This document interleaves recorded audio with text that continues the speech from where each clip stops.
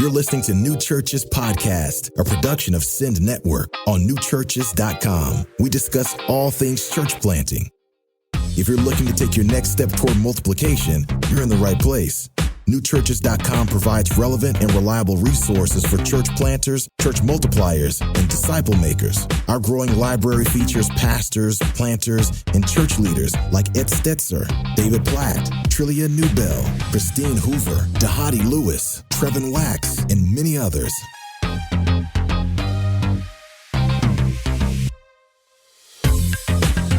Hey, welcome to another episode of the New Churches Podcast. Dean Fulks is going to be our guest today. He's been the lead pastor at LifePoint since its beginning in 2004. I've met him in the past.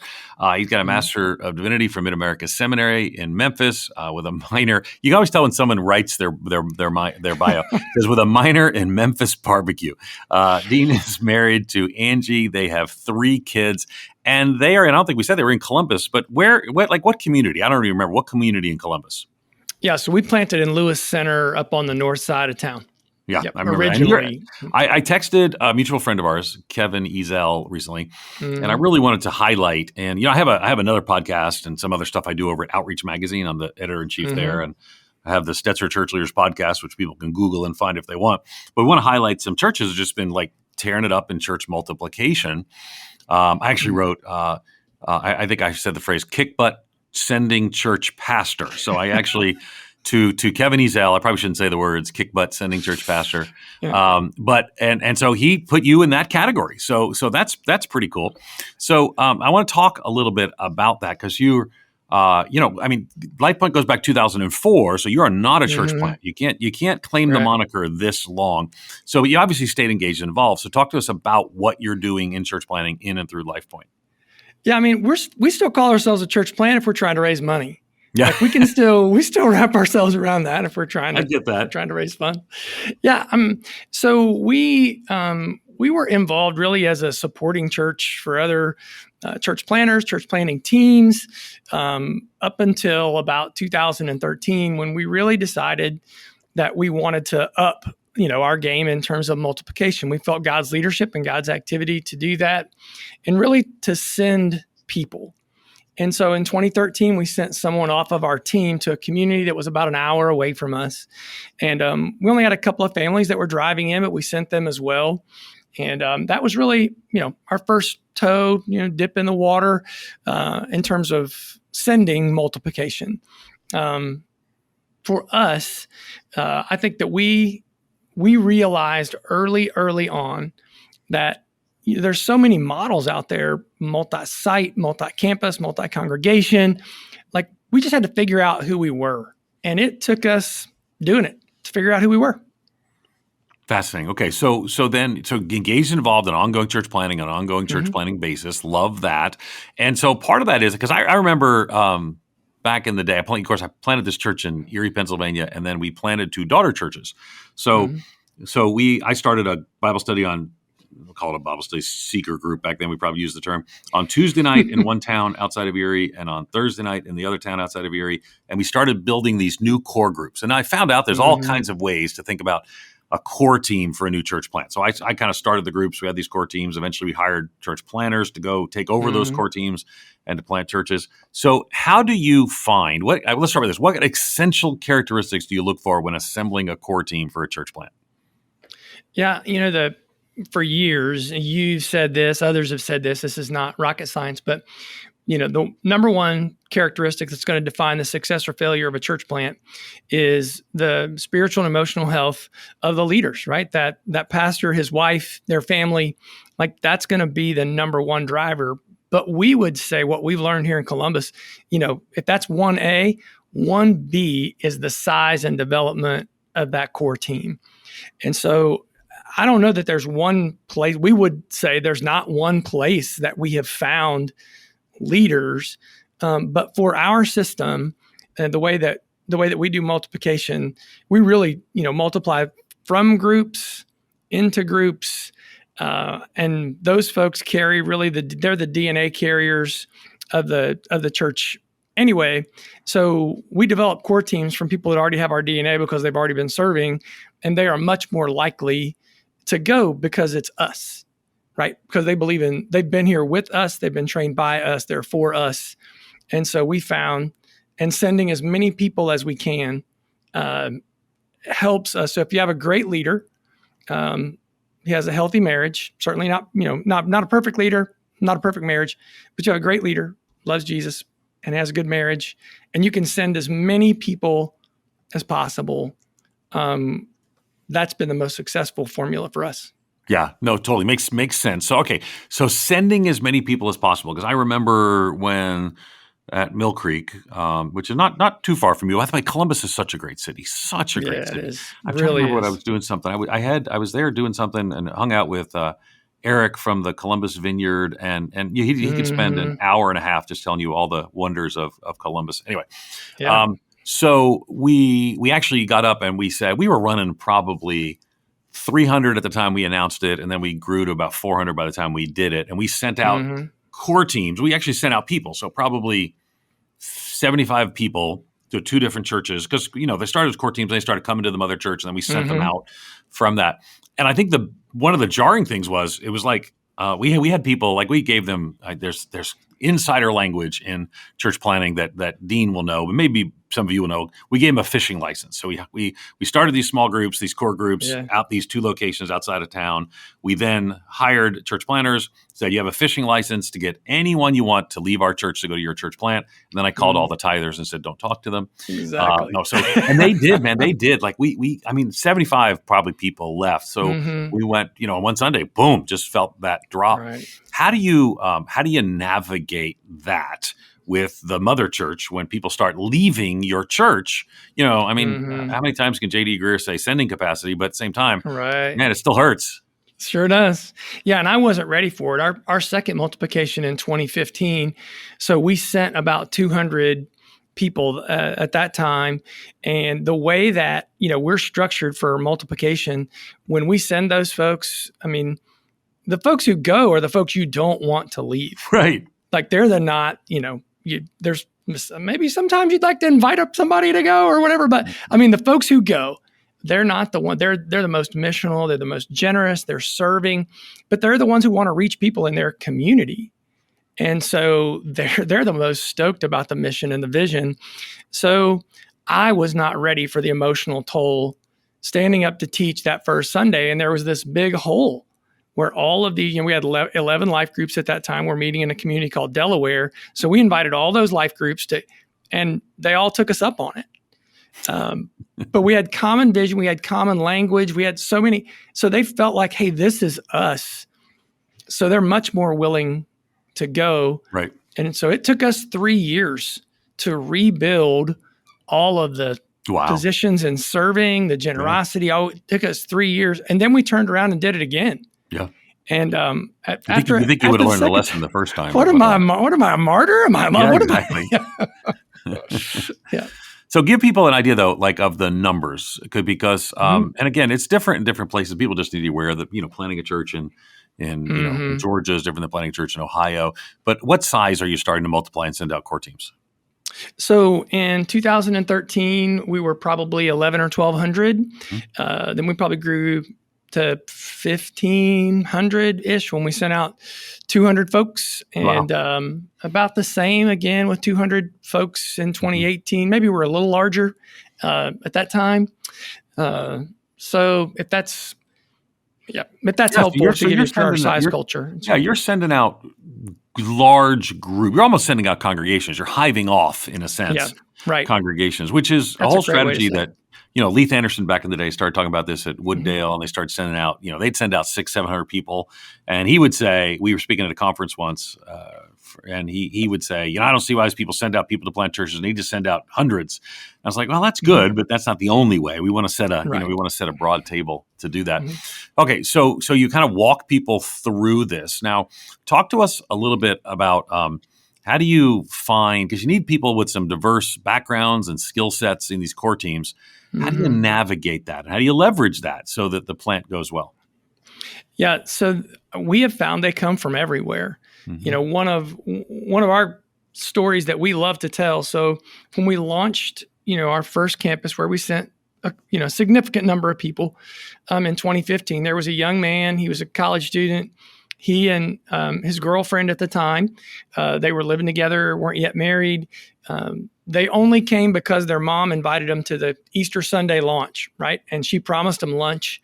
So they came, showed up that day.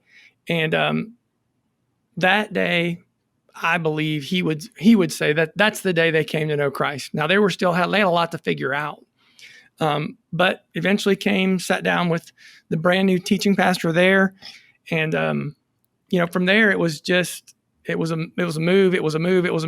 They moved out, moved their wedding up, started serving, led a life group, multiplied a life group. After multiplying a life group, eventually came on part-time staff, came on full-time staff. And then just 2 years ago, they launched our 5th multiplication. And for us, it's been just a joy to watch them develop all the way along the But if you would have asked me, who's going to be your next, planting couple, there's no way I would have chosen. We didn't even know them. But 7 years to the day, 7 Easters to the day, they launched a brand new campus with 75 folks. Okay, so when you're kind of in this process, one of the questions is who is qualified and who's not qualified. So I've actually had part of our and the language core team is kind of tricky. There's no biblical language of core team or launch team some people use. So we actually had on more than one occasion people who were not Christians who actually came along and could do they could be part of the setup team. I wouldn't have lead worship, teach Bible studies. Yeah. So where do you kind of have theological or those kinds of qualifications for people going out? You kind of surface that a little bit in this conversation, but what do you say? No, This is a go. This is a no go. This is okay. Yeah, I'm very similar to you. Like if they're public-facing teaching ministries, leadership ministries, obviously there's some natural starting points there. And I would say too that, you look at Paul's work in the book of Acts, look at the New Testament, and the value that he placed on women as part of planting teams, planting groups. You look at just Lydia's example, right? Just one that comes off the top of my head. And as women are core to the mission, so men and women leading, together on those teams, we place a high value on young people.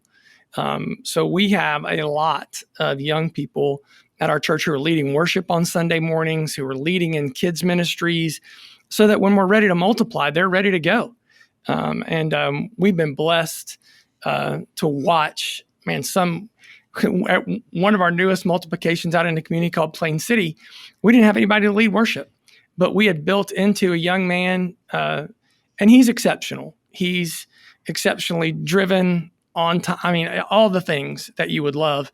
But as a junior in high school, we said, hey, man, we need you.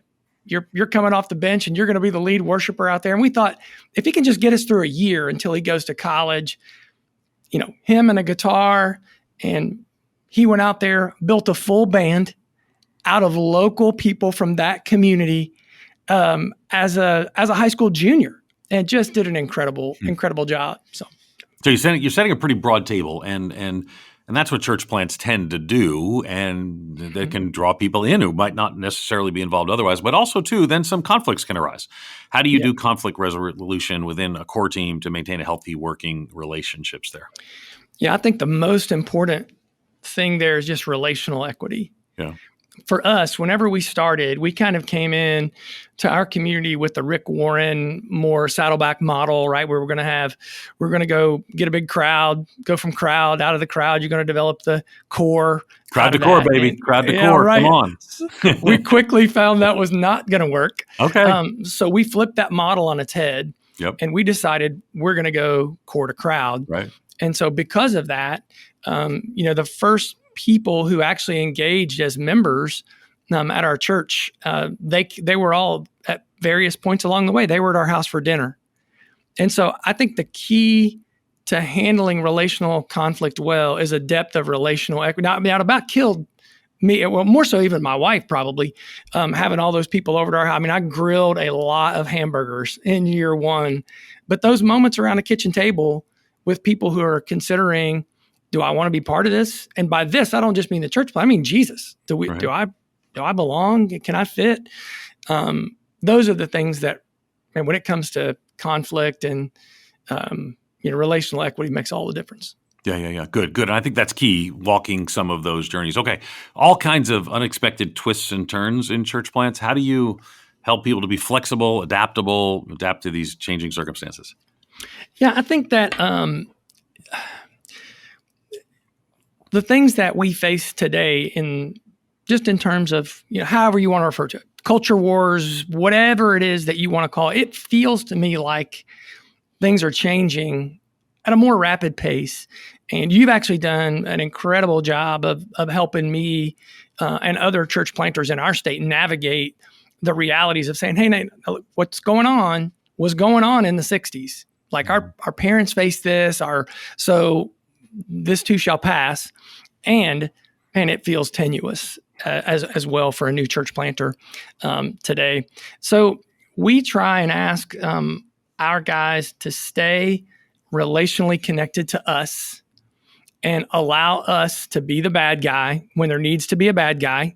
Like, we'll help you. As the mother church, sponsor church, sending church, correct. You'll be the bad guy if you need to, rather than the church planter or those leaders having to be the bad guy. Right. So we can say, hey, this is not us, because, when somebody shows up day one and says, hey, we want to have a clown ministry, right? And we can be the ones that say, hey, we're not saying all clown ministry is wrong. We're just saying that's not us. Yeah. So that's key. So last kind of words with this. Just what, I've asked a lot of questions about core development, launch team, things of that sort. Mm-hmm. What would you want church planners to know as they're working on this? Particularly, your situation is unique because you're sending out many of these things. But talk to us about what it looks like, just advice you would give to church planners working on teams or churches sending out teams. Yeah, I think I did not place a high enough value when I was trying to put together core teams, core team leaders, even from our local field. I valued giftedness too much and resilience not enough. And there are so many people, the message that we got from so many church planting thought leaders was, hey, the people who start with you won't be with you in 2 years, 3 years. And I understand, that can be but that was not our reality. That was not true for us. Like, people hung in there and stuck with us.